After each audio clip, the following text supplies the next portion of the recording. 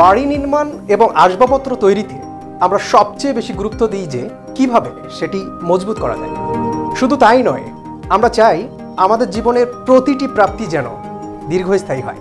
কিন্তু সফলতা পেতে আমাদের শরীর, মন এবং আমাদের আত্মবিশ্বাসকেও যে মজবুত রাখা দরকার, তা নিয়ে আমরা কজনই বা ভাবি। ঠিক এই বিষয়টি মাথায় রেখে চায়না বাংলা ট্রেডিং আপনাদের জন্য নিয়ে এলো অবিরাম প্রশান্তির এক জাদুর চেয়ার, যা আপনার শরীর এবং মন দুটোকেই রাখবে প্রফুল্ল।